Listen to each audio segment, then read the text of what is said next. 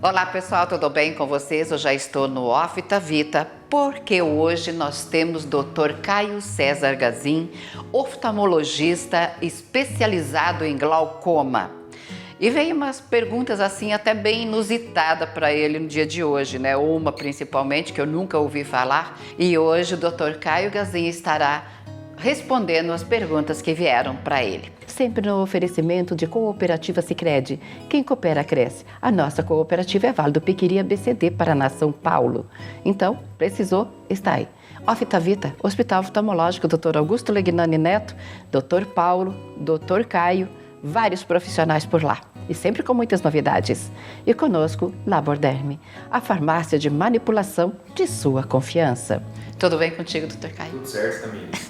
Muito bom ficar na tua sala também, né? Prazer em você aqui. Tudo nosso, doutor. Até eu fiquei curiosa com essa pergunta, com essa dúvida. E já ouvi falar também que quando a pessoa fica muito nervosa, que a visão fica turva. Acho que está soltando fogo pelas ventas, como dizem, e fica muito nervoso. Veio a pergunta assim: doutor, tenho glaucoma e quando eu fico nervoso, a minha visão piora muito. Tem a ver nervosismo e glaucoma? Olha, a embaçamento visual, quando o paciente fica nervoso, eu acredito ter muito mais relação com o nervosismo, né, com a percepção da pessoa naquele momento, né, de tudo ao seu redor, né, e não necessariamente com alterações, né, necessariamente com alterações oculares. O glaucoma, hoje em dia, a gente sabe que tem alguns estudos que mostram que o fato do paciente estar mais calmo, que o paciente fazer meditação, né, faz com que as pressões do olho do paciente possam estar um pouco mais controlada, né? Então, estão investigando agora uma forma de colocar isso na prática médica, né? Porque é um dado que a gente ainda não consegue colocar na nossa prática clínica, no nosso dia a dia. Estão investigando se momentos de respiração durante o dia é o suficiente para trazer um benefício para o paciente do glaucoma, né? Porque hoje em dia o estudo que saiu é que meditação durante 5 dias na semana, né? 1 hora de meditação poderia trazer algum benefício. Mas 1 hora de meditação, né? Hoje em dia a gente sabe, nesse mundo caótico, quem que faz meditação, que dirá 1 hora todos os dias. Então, estão pesquisando, né, os pesquisadores, se existe uma forma de trazer isso para a prática clínica para o dia a dia dos nossos pacientes, né? Então, quanto ao nervosismo, esse eu não vou dizer para vocês que o nervosismo em si é a causa, né, ocular, assim, de piora da visão do paciente. Provavelmente isso tem relação com o momento de estresse, né? Conversar às vezes com o psicólogo, alguma outra abordagem e não necessariamente pensar que está com um problema orgânico ocular. Nesses momentos, eu acho que é bom respirar fundo, né, doutor? Que ajuda o glaucoma. Que ajuda o glaucoma e procurar ficar mais zen, né? Mesmo que você seja muito nervoso. Uma coisa que é interessante, né, que a gente vai orientando os pacientes quando está em consulta, o paciente ficar muito nervoso na consulta aumenta a pressão. E às vezes faz a gente fazer um super tratamento do paciente com glaucoma ou às vezes acabar indicando umas cirurgias, né, de uma forma precipitada, porque se o paciente na hora de medir a pressão ele fica nervoso, ele aperta os olhos, ele tranca a respiração, esses movimentos de trancar a respiração faz subir a pressão do olho. O resultado é errado também. Então, o resultado é falso. Então o paciente tem que respirar normalmente durante o exame da pressão do olho e tem que estar confortável. É muito comum em pacientes muito obesos, né, ou pacientes que não conseguem, por causa da estatura, se encaixar direito nos aparelhos oftalmológicos, correrem o risco de ter uma pressão falseada. Então a gente tem que ficar mais atento nesses casos. Vou te fazer uma pergunta em cima disso que não está no nosso script, como nós falamos. Muitas pessoas com certeza já se identificaram, às vezes está assim, uma leve dor de cabeça, mas os olhos doem muito. O fundo do olho dói muito. Dá a impressão assim, parece que vai explodir, né? Neste momento, doutor Caio, é bom ver a pressão ocular? é interessante porque é a única forma da gente saber que não é a pressão ocular. Que não é pressão ocular. As dúvidas. Isso. As dores oculares têm diversas causas que podem chegar a causar uma dor ocular, né? Inclusive uma enxaqueca, uma cefaleia, né? Pode trazer dores oculares ou se manifestar com dores oculares, né? Então, a medida da pressão do olho é um passo muito importante, assim como saber se não falta óculos ou se não tem um excesso de grau no óculos, que é outro fator muito importante. A pessoa que tem a visão fraca, por exemplo, fica muito no celular, computador e ter dor de cabeça, pode ser falta de um óculos. Ou excesso de computador, ou olho seco. São muitos fatores que só dá para saber avaliando. Viu só? Mas são muitos fatores que a gente tem que levar em consideração. Então, assim, nem toda dor de cabeça é ocular e nem toda dor de cabeça é ocular, e também saber que nem toda dor no olho é ocular também, né? Seria assim. Pode ser o excesso de tela, sim, vamos falar assim. Pode ser que uma dor no olho vai ser resolvida pelo neurologista e uma dor de cabeça vai ser resolvida pelo oftalmologista, né? Então é uma investigação mais completa que tem que ser feita. Envolve um neuro, né, na situação também. José pergunta: estou com um começo de glaucoma e se eu fizer o tratamento direitinho, como o doutor pediu, o problema some, estaciona ou vai agravando devagarinho? Olha, o glaucoma é uma doença naturalmente progressiva. O que significa? Que é uma doença que costuma progredir. A questão do estacionar do glaucoma, né, ele estaciona. Como que ele estaciona? Ele estaciona numa velocidade de progressão imperceptível, né? Então a gente tem as curvas, por assim dizer, né? A gente vai colocando os defeitos do paciente dentro de uma curva, onde o início do tratamento, né, o paciente saudável, a saúde do olho e aqui os anos de vida. Então a gente tem que pautar o tratamento do paciente em quantos anos de vida também o paciente tem que ter. Então, um paciente que tem 90 anos, ele tem que ter um tratamento menos agressivo do que um paciente que tem 50 anos. Sim. Porque ele, por assim dizer, a perda de fibras, né, a piora do glaucoma não vai ser percebida por ele. Entende o que eu quero dizer? É uma deterioração, né? E essa deterioração vai dentro da curva do paciente, ele vai enxergar até o resto da vida. Um paciente com 50 anos, a gente tem que manter essa curva muito mais reta, muito mais estável, né? Muito mais estabilizada do que um paciente que tem um pouco mais de idade, que pode ter uma deterioração da visão e não vai ser percebida durante a vida dele. Então, assim, é uma doença naturalmente progressiva, a gente estabiliza ela.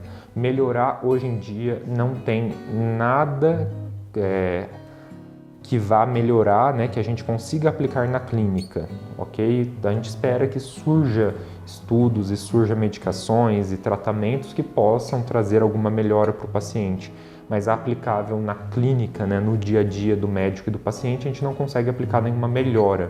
Por isso que a gente precisa estabilizar a doença o quanto antes. E fazendo acompanhamento sempre para ver. Exatamente. Na última entrevista, o senhor falou sobre glaucoma ângulo aberto, ângulo fechado, e qual dos dois é mais complicado? E parabéns, Dr. Caio, pela sua bela atuação no programa e de profissionalismo. É assim que nós precisamos de pessoas igual ao senhor, né? Profissional, bem profissional mesmo. Aqui, doutor, quando nós falamos mesmo no último programa sobre ângulo aberto ou ângulo fechado, aqui ele quer saber qual que é o pior. Então, assim, ângulo aberto e ângulo fechado, vamos colocar aqui primário, né? Glaucoma primário. Então, a gente vai ter o primário de ângulo aberto e ângulo fechado. O primário é aquele que é inerente do paciente, da sua genética, do seu desenvolvimento, né? Não é uma doença congênita, uma malformação, e não é uma doença adquirida por inflamação, por cirurgia, por outras doenças, né? Oriundas de outras partes do corpo. Então, os glaucomas primários, que têm origem que a medicina não sabe exatamente por quê, por assim dizer, né? Surge porque surge. Existe o aberto e o fechado. O glaucoma de ângulo fechado, dentro desses dois, ele é muito mais grave. Ele causa muito mais cegueira. Porém, ele é evitável. Diferente do glaucoma primário de ângulo aberto, que a pessoa vai ter a doença e a gente vai controlar essa doença, o glaucoma primário de ângulo fechado é evitável, porque ele surge dependendo de alguns componentes da anatomia do nosso olho, que vão causar uma obstrução do trabeculado antes do trabeculado, né? O ralo vai entupir literalmente porque caiu, por assim dizer, alguém tampou o ralo, né? Caiu uma lona, alguma coisa realmente tampou o ralo. E se a gente percebe rapidamente, a gente tira essa lona e o ralo fica livre para escoar. Então, a gente consegue evitar fazendo um exame oftalmológico bem feito, fazendo intervenções no momento certo, fazendo laser, fazendo a cirurgia de facectomia, cirurgia de catarata, né, a retirada do cristalino. Pode ser coisas que evitam o dano glaucomatoso no paciente. Então, a gente investigar o paciente que é suspeito de fechamento angular, identificar o paciente que tem fechamento angular primário, evita que o paciente tenha glaucoma primário de ângulo fechado, que é uma forma meio agressiva de glaucoma, por assim dizer. O glaucoma primário de ângulo aberto, ele é moroso, ele vem nos anos da vida e ele vai surgindo aos poucos. Devagarinho ele vai se instalando. Aqui tem uma sequência da pergunta dele. De que forma que uma pessoa que tem glaucoma enxerga? Tubular. A gente tem aqui a foto normal, né? Um olho normal. E aqui a gente teria um olho com glaucoma. A visão do paciente vai se afunilando, porque é muito difícil da gente saber como é que está acontecendo esse afinamento, né? Por assim dizer, do glaucoma. Eu acho que eu consigo mostrar para vocês aqui, dos meus pacientes de hoje de manhã, eu tenho aqui para a gente conversar. Um caso de um paciente mais avançado, ok? Que a gente já vê um acometimento nesse campo aqui, que é o campo que a gente chama de 10-2, né? Um campo um pouco mais central do paciente, ok? Toda a região preta é a região que não enxerga mais. Essa região aqui seria normal, a preta é uma região que já foi perdida.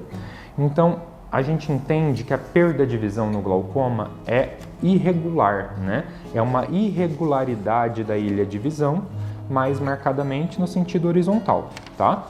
A região aqui no centro do X é o que faz a gente enxergar. Então a gente só percebe o glaucoma quando ele começa a acometer bem a região aqui perto do X. O central. Só que olha como é que a doença é caprichosa, por assim dizer, ou melhor dizendo, o nosso corpo foi feito de um jeito muito caprichoso.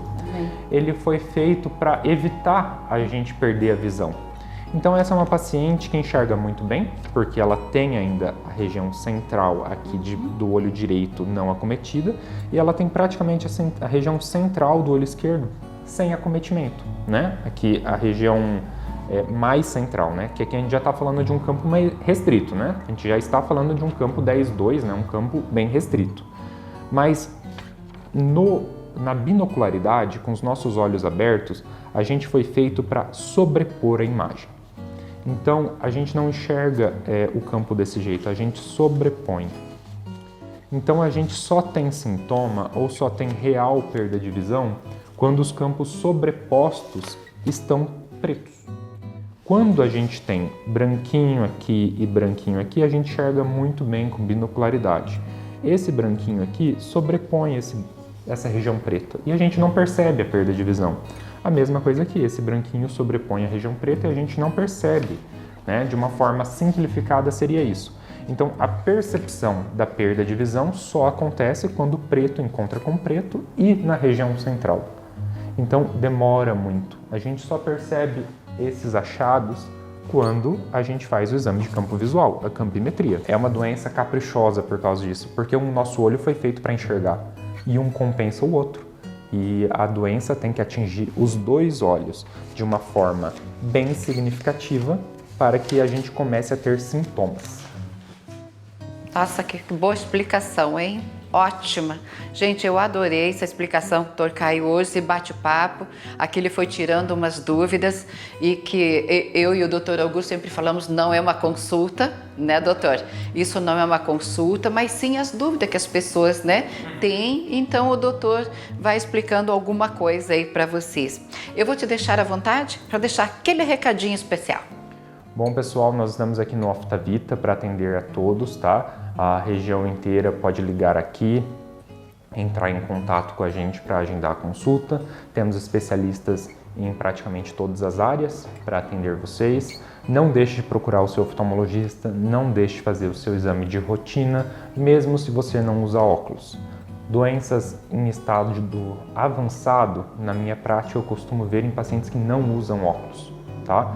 Pacientes que não vão no oftalmologista, pois enxergavam muito bem até os 50 anos, são os que têm doenças graves, né? Os pacientes que sempre usaram óculos costumam ter doenças mais leves, por assim dizer, porque estavam acompanhando. Interessante. Aí, mais uma dica importante, então, do Dr. Caio César Gazin, ele que é oftalmologista, especialista em glaucoma, gente. E como o doutor falou, não deixe para a última hora, quando as coisas estão graves, para procurar o seu médico, né? Então, procure enquanto há tempo sempre. Qualquer coisinha, algo diferente na sua visão, procure o seu médico. Muito obrigada, doutor. Obrigadão. E até a próxima. A qualquer momento nós estaremos aí com o Dr. Caio, com qualquer outro profissional do Hospital Oftalmológico Oftavita da cidade de Umuarama, no Paraná. Muito obrigada. Eu vou para o apoio cultural e volto já já com vocês, porque nós temos mais uma matéria bacana.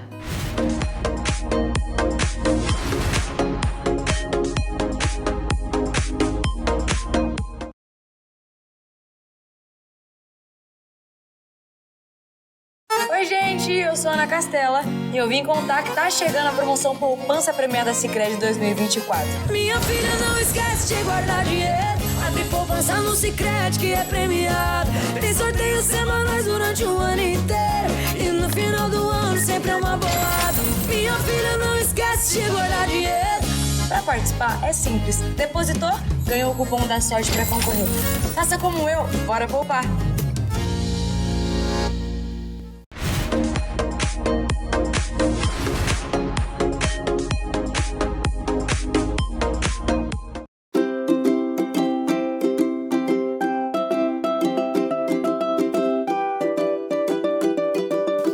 Olá pessoal, tudo bem com vocês? Já estou na minha cozinha porque hoje nós vamos fazer uma cuca com recheio de vinho tinto.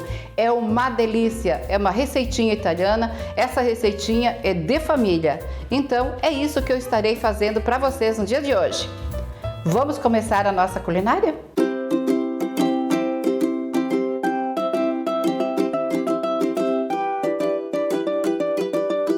Olá pessoal, tudo bem com vocês? Hoje a minha culinária é uma cuca com recheio de vinho tinto.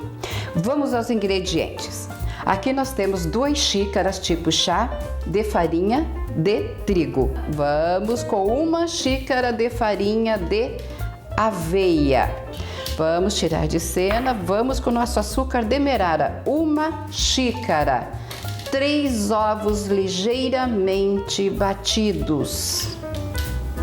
Meia xícara de óleo de girassol. Sempre a mesma xícara que você usa no começo da receita, você usa ela até o fim. Aqui nós temos uma noz moscada inteira, né, esfarelada grosseiramente. Aqui nós temos o nosso fermento em pó, 1 colher tipo sopa. Aqui nós temos 1 xícara de leite. Agora nós vamos com outros ingredientes que é para o recheio. Aqui vocês estão observando que eu tenho vinho tinto e água. Então o que você vai fazer? Você vai colocar meio a meio, 1 xícara de vinho e 1 xícara de água. Por quê? Porque o vinho tinto, ele é forte. Então você tem que maneirar bem. 2 colheres de amido de milho, 2 colheres de açúcar, que vai no nosso recheio, junto com o amido, com o ovinho. A cobertura da nossa cuca, 2 colheres de amido de milho, 100 gramas de coco ralado, 2 colheres de açúcar, que vai na cobertura também. 1 colher de margarina, sem sal. Vamos começar a fazer a nossa cuca então com recheio de vinho no dia de hoje? Bom, vamos começar com ovos. Meia xícara de óleo. Vamos colocar 1 xícara de açúcar. 1 xícara de aveia, 1 xícara de açúcar. Então aqui está a nossa noz moscada. Vamos triturar esse aqui e daí já vamos colocando outros ingredientes.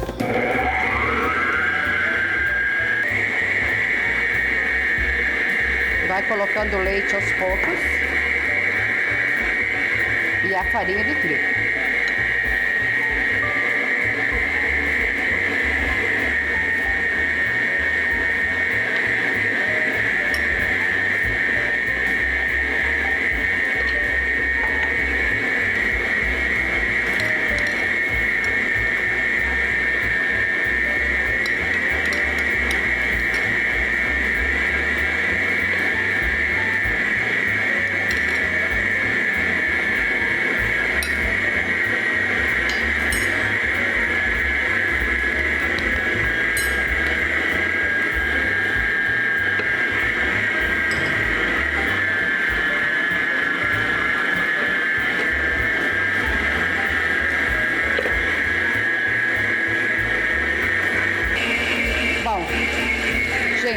Eu bati ela, acho que uns 6, 7 minutos. Agora, vamos com o fermento. Vocês sabem muito bem que o fermento, quando você coloca, né, nosso fermento em pó, então você tem que cuidar para não bater muito. Só uma batidinha bem rapidinha.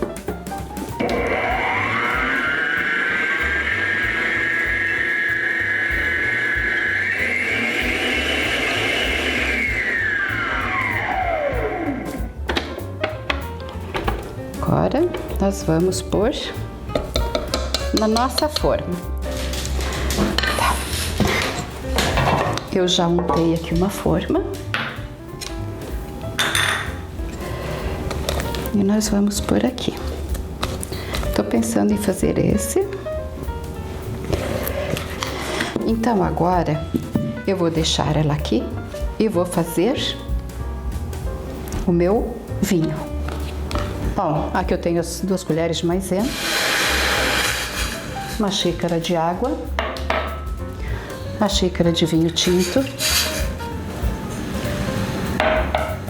e o açúcar, ok? Então aqui você mexe. Na hora que começar a ferver, nós vamos colocar nosso amido de milho. Eu vou colocar um pouquinho mais de água aqui. Nós temos que dissolver esse amido. Esse creme não pode ficar muito duro. Fiquem atentos, ok? Bom, está quase levantando fervura, então vamos lá. Você vai fazer o creme de vinho.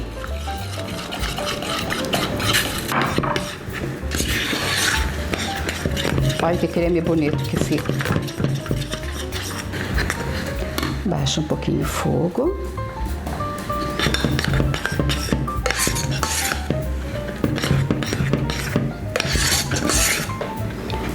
Que cheirinho gostoso de vinho.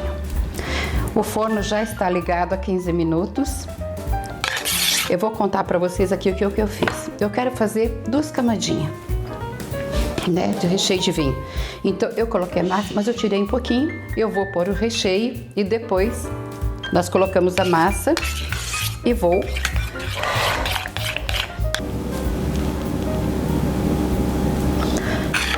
você faz assim.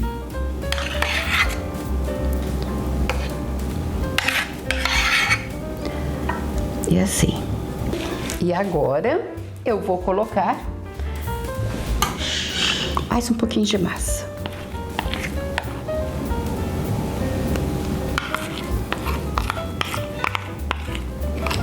E agora mais um pouquinho do nosso creme.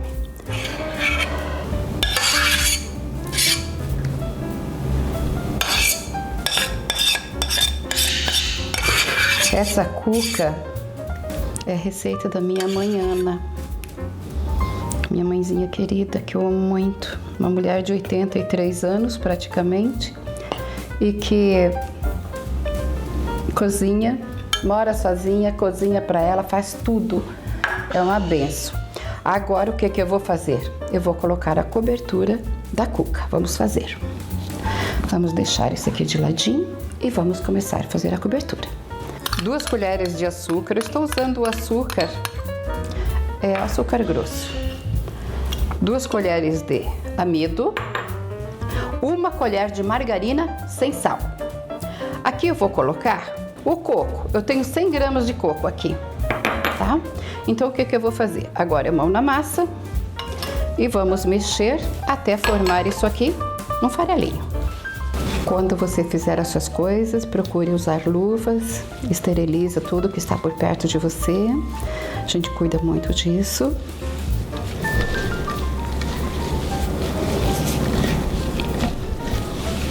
Olha que bacana. Se você quiser colocar canela em pó, fique à vontade. Eu gosto porque deixar branquinho, porque eu sempre falo que dá um contraste bonito, né? Com o vermelho e a farofinha. Olha que linda que fica. Aqui está então a nossa cobertura. Deixa eu colocar aqui.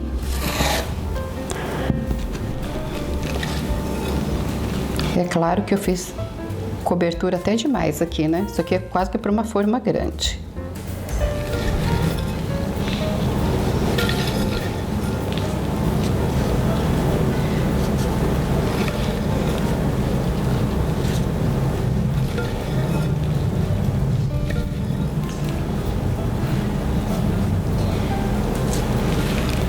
Agora eu vou levar ela para o forno.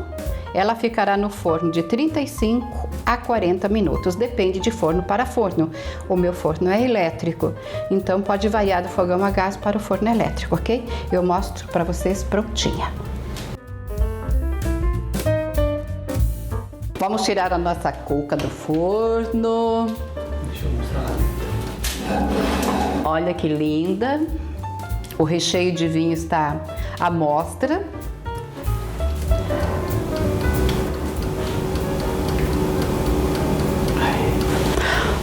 E vamos levar para a nossa bancada. Pessoal, aqui está a minha cuca, super quente, tirei do forno agora. Olha a maravilha dessa cuca. Então, pode fazer em casa sem medo mesmo, ficou excelente. Não ficou batumada, como o pessoal fala, ela ficou fofinha. Olha só o vinho. Vamos experimentar a culinária. Eu vou pegar a parte que tem vinho, porque amo vinho, viu? Bom demais. Essa é a nossa culinária do programa da Tamires no dia de hoje. Não esqueça de entrar lá no nosso canal no YouTube, curtir nosso trabalho, inscrever-se. Eu tenho certeza que através do programa da Tamires vocês vão ter muitas receitas e também entrevistas importantes. Eu conto com vocês. Entre lá e inscrevam-se.